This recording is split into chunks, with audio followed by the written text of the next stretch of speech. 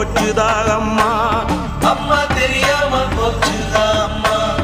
இவ தேகமும் ஆவியும் போனத பார்த்தும் தெய்வம் இருக்குதா சும்மா, அந்த தெய்வம் இருக்குதா சும்மா.